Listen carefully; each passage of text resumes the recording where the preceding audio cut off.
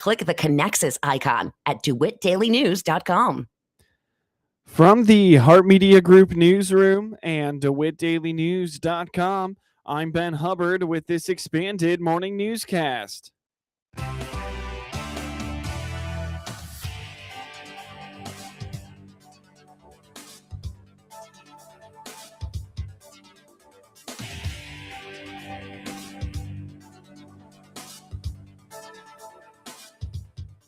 Good morning, and thanks for being with us. I'm your host today, Ben Hubbard. The news is brought to you by Baum Chevy Buick in Clinton, your Silverado headquarters, as well as Connexus, offering fiber internet in Clinton. Click their icon on DeWittDailyNews.com to find out more. Wind and solar development have been a continuous topic in DeWitt County over the last few years. At Monday night's DeWitt County Land Use Committee meeting, members reviewed changes to wind and solar ordinances made by Zoning Administrator Elizabeth Weichel, which brings the county into compliance with state statutes. The only change proposed came from Committee Chair Buck Carter on removing two areas from the ordinance known as RD1 and RD2.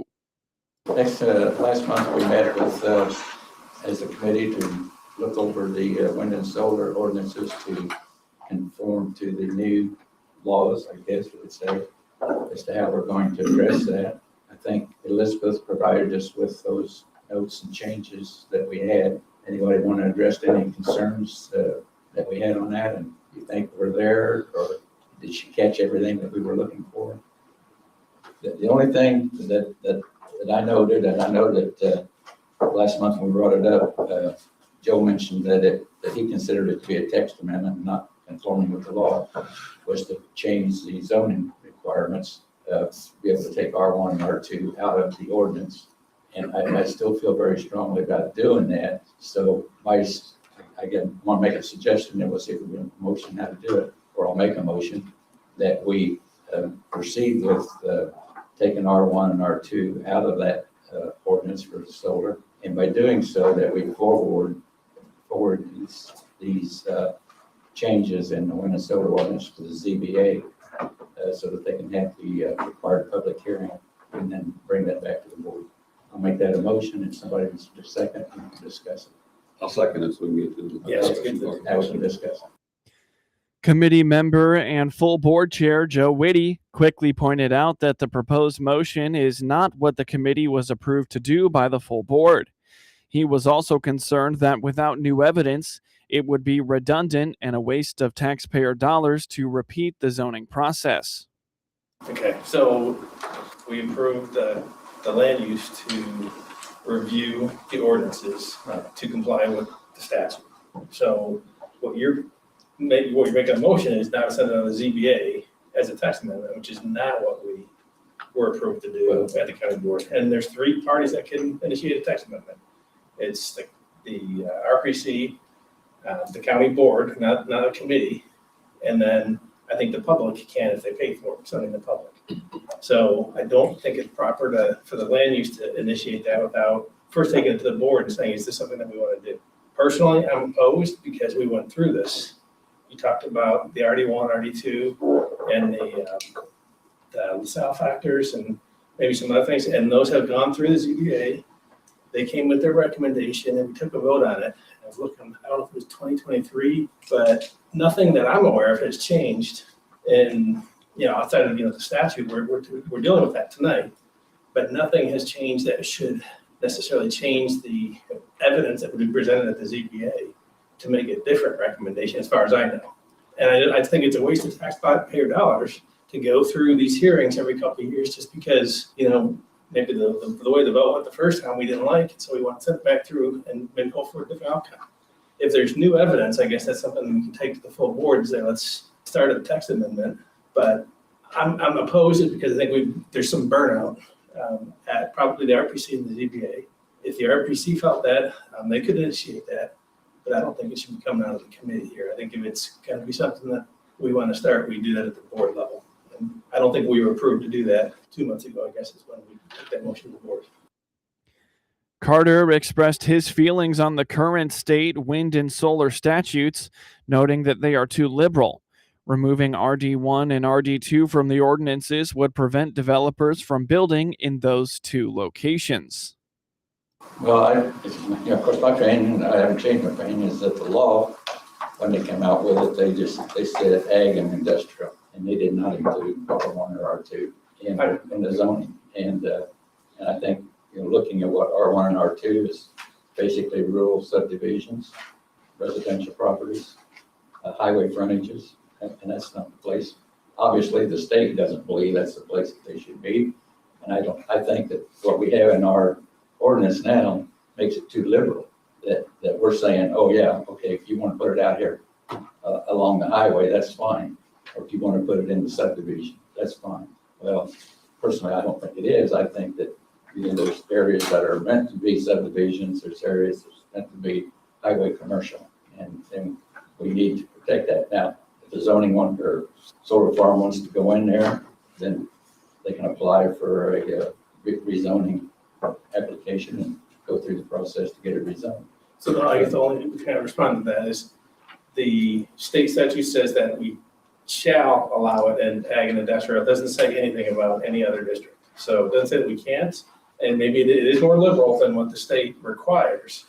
But we had this discussion. We took evidence at the ZBA hearing. They came with their recommendation, and it was approved. So why go through that process all over again if there's not new evidence out there for them to consider, other than still don't like the fact that RD1 and RD2 is available, despite the fact that we had that discussion before. Why would we go through and spend the money on the process again? And if it's again at the board, with likely the same outcome. While Whitty reiterated concerns over spending on these wind and solar hearings, Carter refuted them, saying that the meetings happen anyway and are spent on anyway. He added that strengthening the ordinances not only gives the county ground for action should a developer misstep, but it can also deter developers in the first place. Well, I don't think we're spending money on these committees to meet anyway. We got court reporters and it's just something else. They have a court reporter meeting anyway. I mean, it's there, so they have their meetings, and the expense is the same. And I think when I look back at it, it's just like what's the name of the one out here north, the Pure Prairie that we approved a few months ago. You talking about Prairie Flats? Prairie Flats, yeah. Their original proposal, they were going to go along the highway up and down, which was in the R1 area. And just the fact that they heard a lot of opposition about that, they took it out of their plan to do that, which was greatly appreciated that they recognized that was going to be a problem. And I just think that it would help our ordinances if we were clean, that we say exactly what the state says. Why would we want to be more liberal, I guess, is my question. Whitty once again noted the incorrect process that would not allow them to directly recommend these changes. Committee members discussed how they could, through the proper channels, revisit the removal of RD1 and RD2 with the full board. we have other requirements in there though. So if you wanted to say exactly what the state says, we just revoke our ordinance and adopt the state statute. That's another option. So I guess where I'm saying you've got the motion and the second on the table for, was it for initiating a text amendment? I don't think we're authorized to do that. That's my take. So I would vote against that. I'm not saying that we can't take that to the board, but I think what we have on tonight's agenda was changes to conform with the statute. What's the statute? And now we're talking about something different. So that my take is I don't think it's proper to It's like we're attorneys. You have your opinion, I have mine. So that's where I stand. But so I vote no, but I think we still need to take up whether we want to send down the. I'd like to hear from other committee members. Was the previous version of the ordinance, did that specify RD1, RD2, or did the language change with this? No. ordinance? And the statute it did not. And we had a discussion on RD1 and RD2 at the last time we had a text amendment. We did discuss this and we took a vote at the board level on it. But if it was the desires of the board as a whole to take RD1 and RD2 out, That's a text it amendment. would take a text amendment. Yeah. Does the board have the authority to do a text amendment? Or does that have to No, we can authorize go through the process? to go through the process, yes. I think in our ordinance, it talks about the text amendment process. And it says they can be initiated by the RPC, the county board, or I think a member of the public. Pat Ryan proposed making a case with the full board to allow the RPC to add the removal of RD1 and RD2 from these ordinances in a related text amendment that is already in the works. Carter withdrew his motion and stated that he would make his case with this entity. I mean, if you feel strongly about this, what if we went back to the board and made the case that we want the ZBA to look at this again, because we really don't want solar in these districts. I don't know if the ZBA understood that, there was some passion on the board about having that restriction. I may be wrong, but if that's what it takes to get it done, going back to the board and getting authorization to do the text amendment, then. I think that's what it would take. I mean, that's my opinion. I think if the motion out there though is to start the text amendment process, which, somebody could, even if it goes through the entire process, somebody could argue that later it wasn't proper. And because it wasn't initiated at the right place. So my recommendation would be take what we have this month for the changes to comply with the state statute, send those to the board for approval.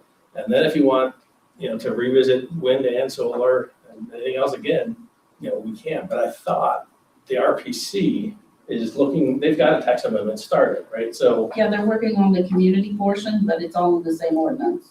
Yeah. So ideally, we could do the whole thing. So there is a text amendment there already.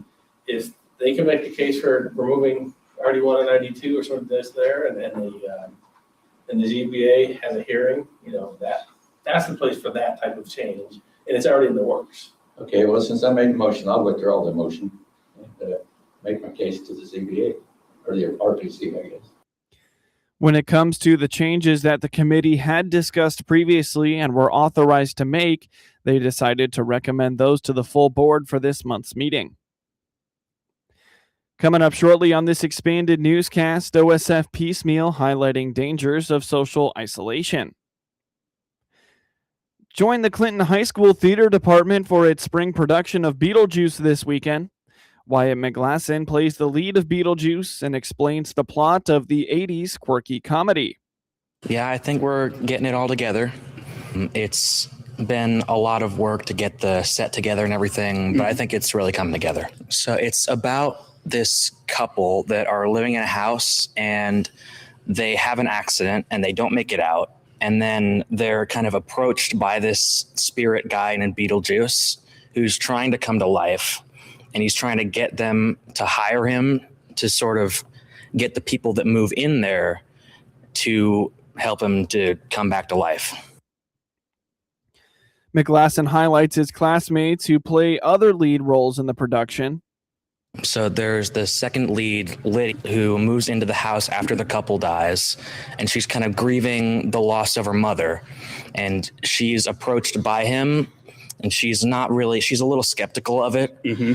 And he's trying to convince her throughout the show to sort of help him because he thinks that she can be of use to him because she's disconnected from her family and everything. Lydia's double cast. So it'll be Abby Van Zee and Sienna Brinkotter. And then the couple, which is Adam and Barbara, are Phoenix Scott and Wrigley Cooper. And then Lydia's father is Owen Rexshell, and her stepmother is Adelaide Groves. McGlasson has enjoyed taking on the lead role for the production, noting the opportunity for improvisation and the comedic nature of the character. It's been really fun. He's a really funny character, and I like the screen time that I get. Yeah, I think there's a lot of opportunity for improv, and it's really fun. This weekend's presentation of Beetlejuice opens Friday night at 7 p.m. Saturday, there are 2 performances at 2 p.m. and 7 p.m., and then the Sunday matinee is at 2 p.m. Tickets are $10 for adults and $8 for students. You can purchase tickets at the door or online through On the Stage. You're listening to the WHOW Morning Show. Let's take a quick break with a word from our sponsors.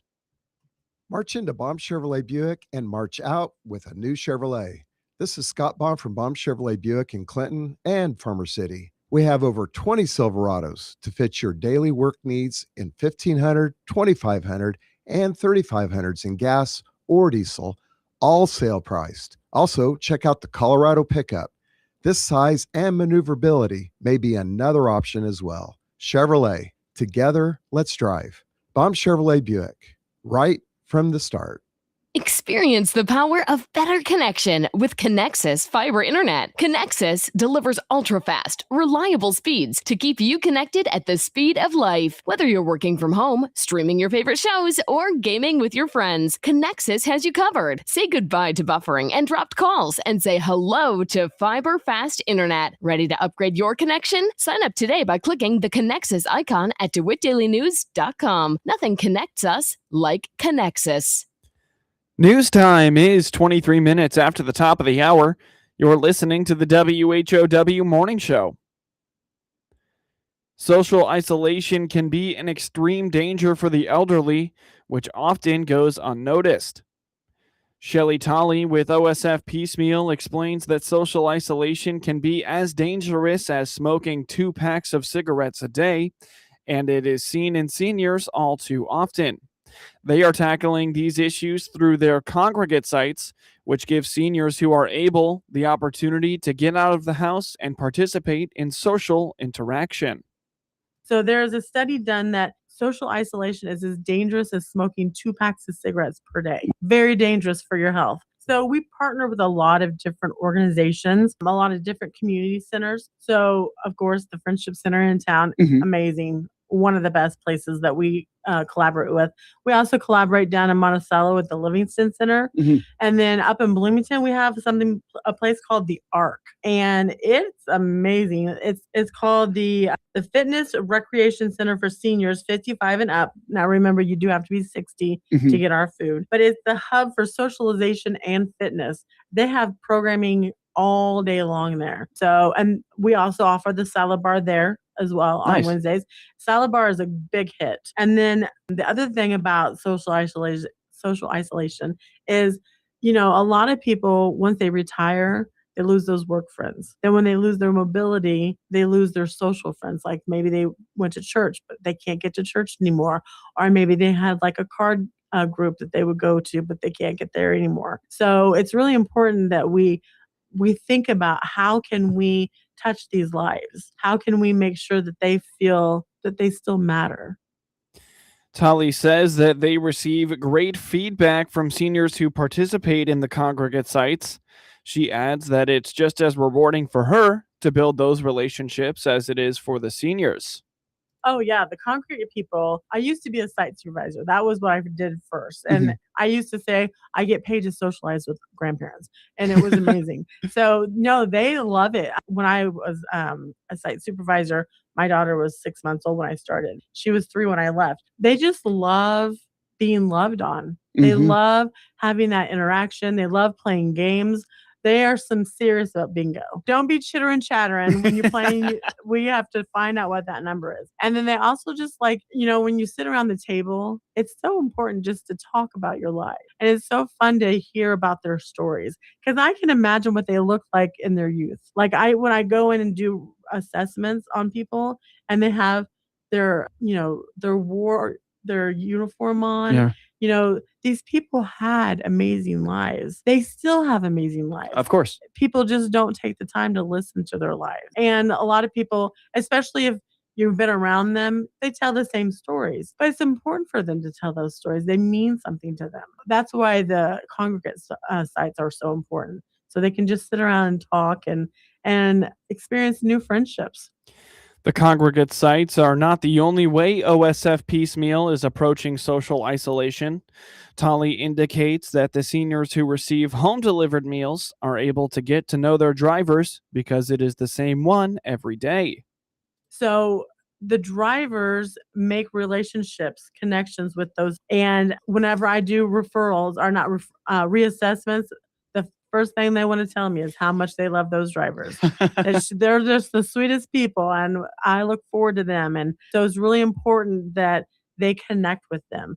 You would be surprised what a smile and saying someone's name does for a person's heart. And it's not just a, here you go and go. It's a, how are you doing today, Miss Viola? And, you know, remembering what she said to you. So the next day Like, oh, my kids are going to come over today. Hey, how was your visit with your kids yesterday? Because people want to feel like they matter. And if you don't take the time to make them feel like that, then what are you doing this for? And I will say we have some of the best drivers for that fact because they really do care about their clients. If you're interested in learning more about OSF Piecemeal's congregate sites or home delivered meals program, visit osfhealthcare.org.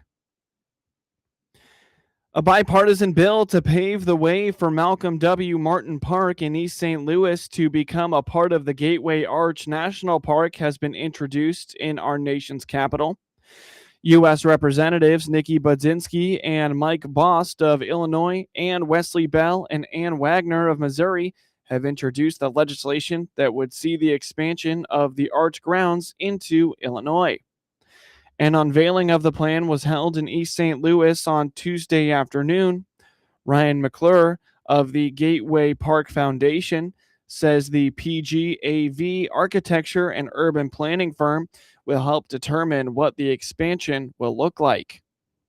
So they've been working with us, with the City of East St. Louis, with Metro East Park and Recreation Department to do a visioning study to see what is possible here given the environments and confines that we have here, and let's get creative. So while we don't have a firm answer for you today on what this will look like, that will be a step in this process. And I will also tell you community engagement here in East St. Louis is going to be a critical part of that.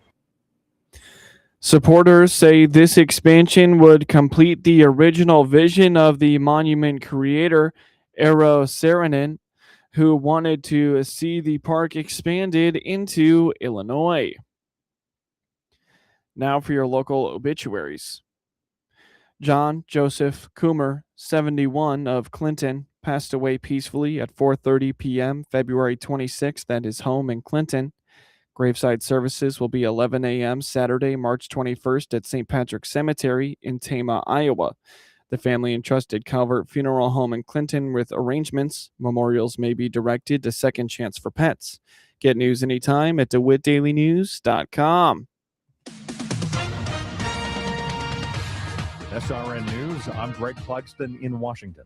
The Pentagon has provided Congress with a price tag for the first week of the Iran war, $11.3 billion. The Trump administration is expected to seek additional military funding from lawmakers in the coming weeks. Oil is back above $100 a barrel, causing concern across the global economy. The United States will release 172 million barrels of oil from the Strategic Petroleum Reserve in a bid to counter steep prices. Other countries are making similar moves. Senegal's parliament has approved a new bill that toughens punishment for homosexuality. The proposed law would double the penalty from prison sentences of 1 to 5 years to between 5 and 10 years. It also calls for punishing organizations who financially support sexual and gender minorities. This is SRN News. The following is a real-life story from Trinity Debt Management. I had a lot of credit card debt, and it stressed me out. But what I thought was a solution turned out to be a problem. I kept hearing ads about debt settlement that seemed too good to be true. And actually, it was. When I called, they told me to stop paying my bills. That didn't sound right to me at all, so I hung up. Later, I found out that debt settlement is bad, real bad. Then I learned that there is a right way to pay off your credit cards. It's called a debt management program from the great team at Trinity. Trinity had a plan. In the end, I paid off my bills, I saved thousands, and I even improved my credit score. If credit card debt has you down, call Trinity at 1-800-936-5496. My name is Heather. Please forget debt settlement and remember Trinity Debt Management. 1-800-936-5496. This is staff meteorologist Jennifer Wojcicki with your regional radio forecast. A wind advisory begins at 10 p.m. tonight and continues until 1 p.m. tomorrow afternoon. Mainly sunny skies today with daytime highs approaching 49. Winds out of the west 8 to 15 miles per hour. Slight chance for showers tonight. Lows level off around 40, mainly cloudy. Hear weather twice an hour or online anytime at DeWittDailyNews.com. Right now, 32. From the Hart Media Group Sports Desk, IL Sports Wire, and DeWittDailyNews.com, I'm Ben Hubbard with this local sports report. The Warrensburg-Latham Cardinals will be leaning on their 5 returning players this baseball season from last year's squad. Head coach Chris Elston explains that last year's postseason loss to Maroa Forsyth is one his returning players remember, as those athletes take a greater leadership position within the team. He notes that pitching experience will give his squad an edge this year. Last year we were, we ended our season against a really good Maroa team, Sean Martin's swan song out there. And we played well, we played competitive, but Mitch Williams was just a little bit too much for us last year. But we got a good core coming back. I've got 5 starters coming back. We're led by Nathan Southern. He's our shortstop and pitcher. And Trent Bridge is probably our number 1 guy on the mound this year. He's committed to playing at Milliken. Nathan's committed to playing up at Concordia University up in Chicago. I think our strength is going to be our pitching. We got a lot of innings on the mound coming back. We just need everybody to stay healthy. Nathan had a little bit of an injury bug last year, and we shut him down probably about mid-April, and he didn't pitch again. But Trent Bridges really took a step forward for us last year, and we're hoping that he can kind of replicate that and lead us on the mound. The team is returning some strong hitters. Elston hopes that they can get senior Nathan Southern in good form early on, and notes that the team's hitter in the 9th spot last year, Brody Brown, was a unanimous first-team all-conference selection. If we can get Southern right again, getting back to what he was his sophomore year, he had a lot of balls hard last year as a junior, and he just hit a lot of atom balls and stuff that didn't really fall. And last year was just kind of we had that deep basketball run last year, and it just felt like he never really got on track till closer to the end of the season. But if we get Nathan right, and, we've got Easton McKenzie behind the plate, and even Brody Brown, who hit in the 9th spot for us last year, he's my third baseman. He was unanimous first team all conference hitting out of the 9th spot. So I think our lineup is pretty deep. We're going to sprinkle in a couple of new guys, Kason Reynolds, Kason Ernst, Jaden Peck, and Camden Otten will be some new guys to the lineup. And, Heath Preston will give us some innings behind the plate when we need to give Easton day off. So, I think that our lineup is strong. Depth might be tested a little bit if we have any injuries or anything like that. But I think the starting lineup we have is going to be fairly strong. The Cardinals graduated their team leader in homers and RBIs last year, Christopher Lawson, and Elston feels that losing him will mean they will have to find ways to get on base.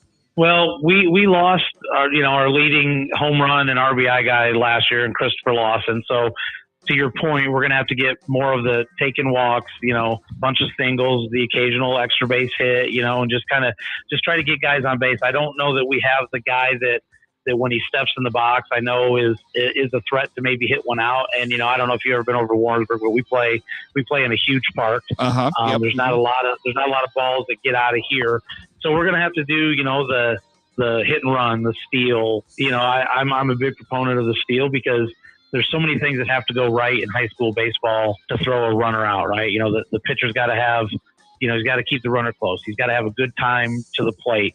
The catcher has to make a good throw. And if the catcher makes a good throw, the shortstop or the second baseman have to catch it. I'm a big proponent of running and stealing bases because so many things have to go right to throw a guy out. We steal bases when we do it at probably a 90% or higher clip because, to my point, there's just so many things that the other team has to execute to throw somebody out, and it's difficult. The Warrensburg-Latham Cardinals kick off their baseball season on Monday when they play host to Arthur Lovington Atwood Hammond. First pitch is at 4:30 p.m. In high school boys basketball, state semifinal matchups today at the Statefarm Center in Class 2A. Top-seeded Peoria Manual takes on 1-seed Tolono Unity at 2:30 p.m., while 1-seed Quincy Notre Dame takes on 5th-seeded Farragut at 4:15 p.m., and the third-place game will take place tonight at 8:45 p.m.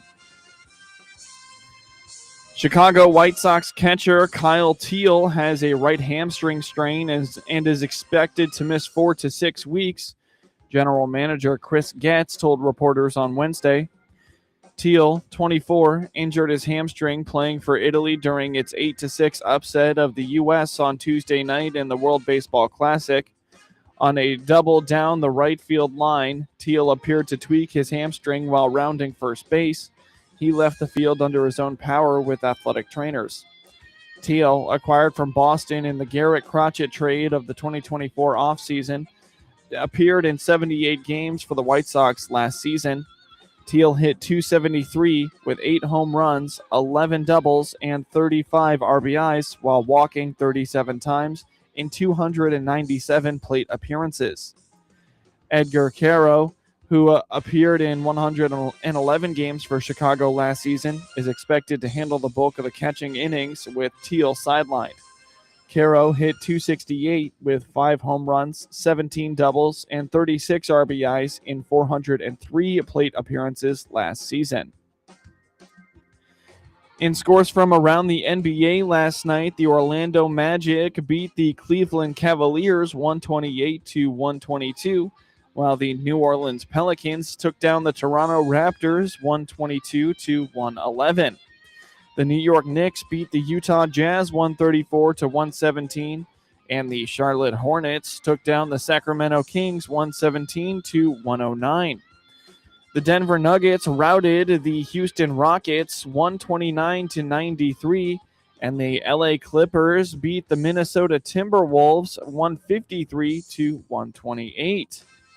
In the NHL last night, the Montreal Canadiens beat the Ottawa Senators 3-2, while the Philadelphia Flyers took down the Washington Capitals 4-1. In NCAA men's basketball conference tournament action, Iowa took down Maryland 75-64, while North Carolina State beat Pitt 98-88. Iowa State took down Arizona State 91-42, while Kentucky beat Louisiana State University 87-82. Washington beat USC in overtime 83-79, while Louisville took down Southern Methodist University 62-58. UNLV beat Wyoming 73-70, while in overtime UCF beat Cincinnati 66-65. Auburn took down Mississippi State 79-61, while Providence beat Butler 91-81. Northwestern beat Indiana 74-61, while Xavier took down Marquette 89-87. BYU beat West Virginia 68-48, while Florida State University beat Cal 95-89. Ole Miss beat Texas 76-66, while Tulane beat Memphis 81-69. Rutgers beat Minnesota 72-67, while Georgetown took down DePaul 63-56. Texas Christian University beat Oklahoma State 95-88, while Oklahoma beat South Carolina 86-74. Clemson took down Wake Forest 71-62, while San Jose State upset Boise 84-74, and Idaho took down Montana 77-66. Get highlights of your local high school program by finding IL Sports Wire on your preferred social media platforms, and get local sports anytime at DeWittDailyNews.com. Let's check Ag News on the RFD Radio Network. I'm DeLawes Yonke. Farmers who have not yet received a one-time payment through the Farmer Bridge Assistance Program